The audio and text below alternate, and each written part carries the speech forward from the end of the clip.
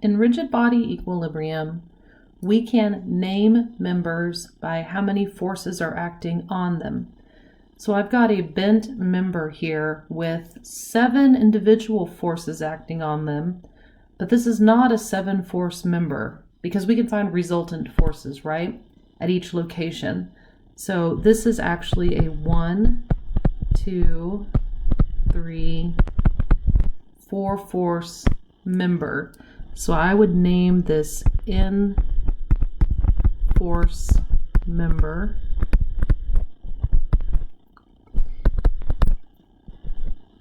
Is the number of locations forces act for force member. Now I bring this up so we can get to a special case, which is a 2-force member. So if I have a member here floating off into space, right, and has a length of L, and I can put 2 forces on here. So let's say that this is force 1, and force 1 acts at angle theta. And then I've got force 2, good job, acting here at angle gamma. To be in equilibrium, I would use my equilibrium equations, some moments about A. Force 1 times the sine of theta acting at a distance L. To be true, F1 has to equal 0, sine of theta has to equal 0, or length has to equal 0. Okay, well, force 1 and length are both magnitudes that are definitely there, so they can't equal 0. So that means sine theta has to equal 0, which means that force 1 needs to act entirely in line with the member. And in order for force 2 to maintain that equilibrium, that means it has to act entirely along the line of action, okay? So a 2-force member, the whole point of this discussion is that there's forces at 2 locations, which is what makes it a 2-force member, in this case A and B, and that those forces act along the line of action of A to B. For example, let's say that I have this frame here that's a backwards H. I've got it pin connected at A and B. I have an internal pin at C, and I have it loaded with 150 pound-feet at the very top. I want to find the reaction at pin C. So using the information above about force members, okay, member AC is a 2-force member because I have reaction forces at A and I have connection forces at C, and that's it, 2-force member. Then I would look at member BC, and I would see here that I have forces at B, forces at C, and then a moment here at the very top. So that makes this a 3-force member.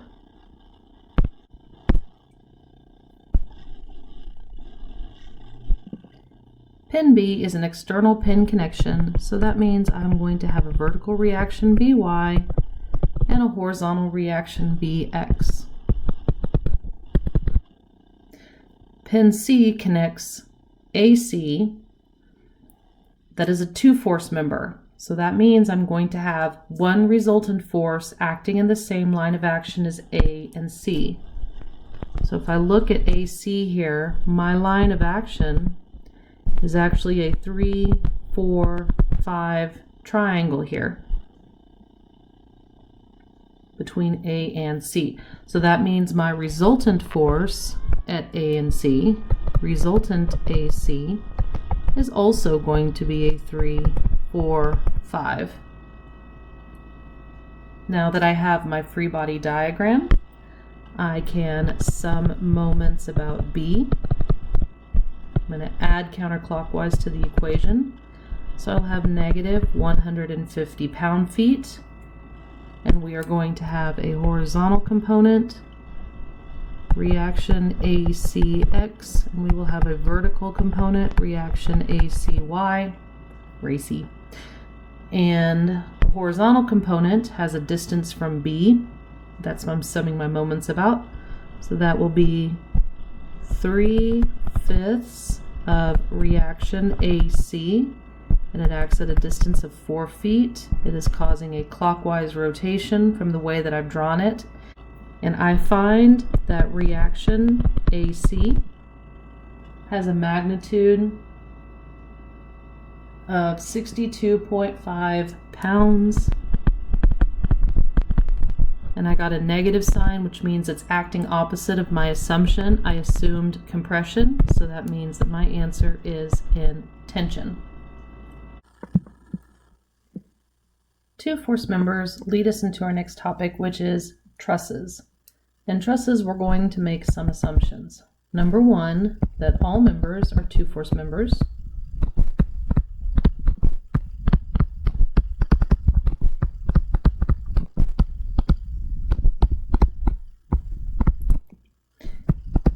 That all members are smooth pen connected. And smooth pen means that there's no moments that are going to be created. They're nice and smooth, no friction. And the third assumption is going to be all loads act at the pin connections. We're also going to be calling them joints. So we have members and we have joints. There are two ways to solve for trusses: method of joints and method of sections. So in method of joints, we first start with our 2D rigid body equilibrium, and then we move to assessing each joint as particle equilibrium. For example, let's say we have this 3-member truss, member AB, AC, and BC. They are all pin connected. They are pins supported at A and roller supported at B, and I have a 60 Newton load. Find the forces in all members.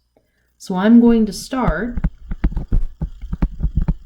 with my 2D rigid body equilibrium.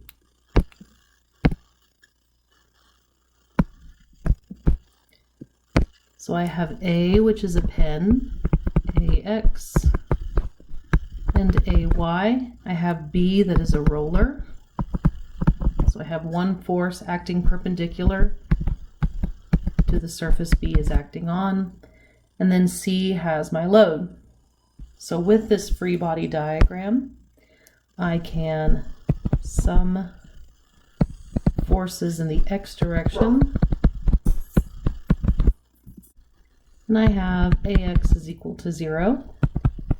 I can sum for forces in the Y direction, and I will have AY plus BY minus 60 newtons. And then lastly, I need to sum moments. I'm going to sum moments about B. I'm going to add everything that is counterclockwise to my system. So I have AX times its vertical distance, 4 meters, and it is acting clockwise, so that'll be negative. And then I have AY, and it is acting at 2 meters from B, counterclockwise, and then I have 60 newtons acting at 5 meters from B, and it will be acting clockwise. Now we know from earlier that AX is equal to 0, so we can use this equation to solve for AY, and we find that AY is equal to 150 newtons. And I got a positive answer, so it is in my assumed direction up. I can plug that in to this equation Fy,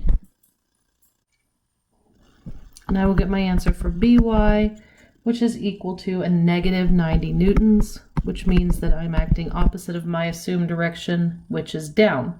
So we have now solved for all of my external connector forces. So let's move to internal forces. I'm going to work alphabetically and start with a free body diagram at joint A.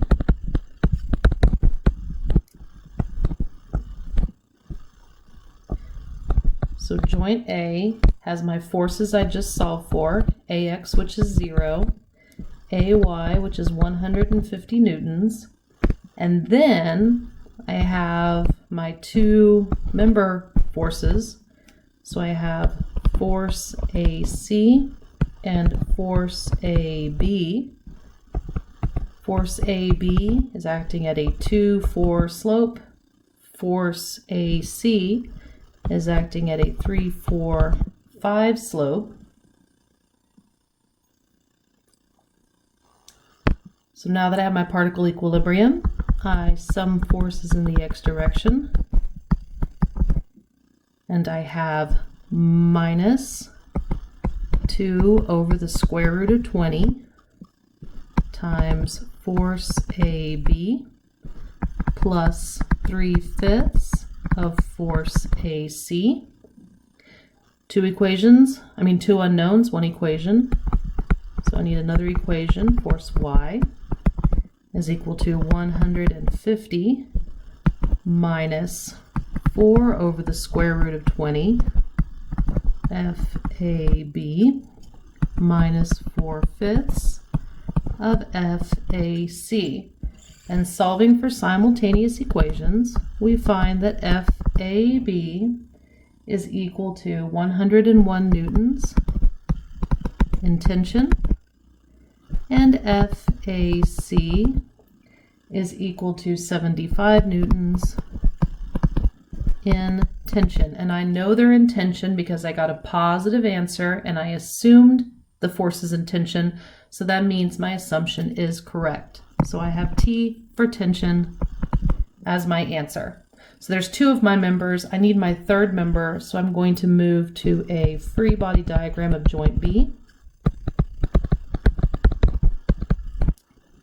Tension always acts away from the joint. So if it's acting away from A, then it needs to also act away from B, equal and opposite reactions.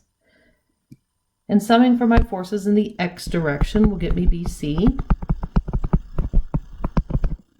I have 2 over the square root of 20 force AB plus force BC. And we find that force BC is equal to 45 newtons. And it's a negative answer, which means it's acting opposite of my assumed direction, which is in compression. Let's do a little bit bigger truss.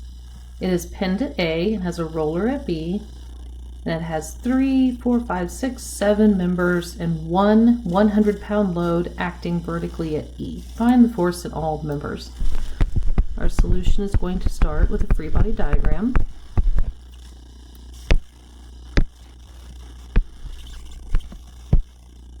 Pin at A will have reaction force AX and AY. Roller C will have one force acting perpendicular to the surface the roller is acting on, so that will be CX. And then we have our 100-pound force. With this free body diagram, I can sum my moments about A. And I'm going to add counterclockwise to the equation. And we're going to have CX times 8, and it is causing a counterclockwise rotation about A. And then we have our 100 pounds acting at 7 feet from A, and it is acting clockwise. We will find our reaction value for CX is equal to 87.5 pounds, and I got it to be positive, which means it is acting in my assumed direction. Now that I have CX, I can sum for my forces in the x direction. I will have AX plus CX, which is 87.5 pounds, and we will find that AX is equal to 87.5 pounds, but it is going the other way. Last, I will sum for my forces in the y direction. And we have AY minus 100 pounds. AY is equal to 100 pounds acting up. Now that I have my external reactions, I can start working each joint and solving using particle equilibrium all of my member forces. I'm going to start at joint A. Joint A has the vertical reaction AY of 100 pounds. It has the horizontal reaction AX of 87.5 pounds. And then we have internal member force AC and member force AB. And I really don't have to do equilibrium equations. We can see here that force AB is going to take on entirely that 87.5, and acting equal and opposite, that needs to remain in tension. And force AC is going to take on entirely the 100 pounds, and it will also be acting away in tension. Moving to joint B, I have my value here that I already know, 87.5 pounds in tension. And I'm going to sum for forces in the x direction, and I will have minus 87.5 minus 3 over the square root of 73 times force BC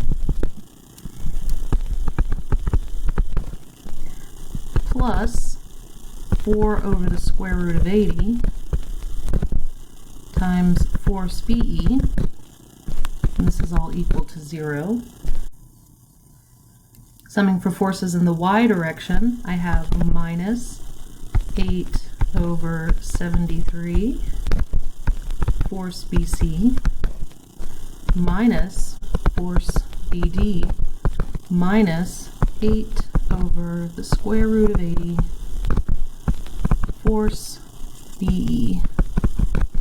And this is also equal to 0. I have too many unknowns in this equation, so I'm going to come down here to joint C and sum for forces in the y direction, because I only have one unknown in the y direction, and that will be 100 plus 8 over the square root of 73 force BC, and we find that force BC is equal to 100.8 pounds, and that ends up in compression. And then summing for forces in the x direction, I will have 87.5 plus 3 over the square root of 73 times minus 106.8 pounds plus force CD. Okay, I put that negative sign there because I haven't changed the direction of my arrow on joint C. So I've assumed it in tension, it's actually in compression, so that's where the negative sign comes from. We find that force CD is equal to 50 pounds, and it also ends up negative, so it is also in compression. Now that I have force BC, I can plug it in here, minus 106.8 minus 106.8, because again, we assumed it in tension at joint B, and it's actually in compression. So now I have force BE that I can solve for from the x equation, and I get that to be 111.8 pounds, and it ends up positive, so it is in tension. And then my very last one, force BD, and that ends up being 0. I have one unknown member remaining, and that is going to be force DE. So solving at joint D, I see here that I have 50 pounds acting into D from C. So that means DE has to take that all on, 50 pounds, and I need to change the sign so it is actually acting in compression.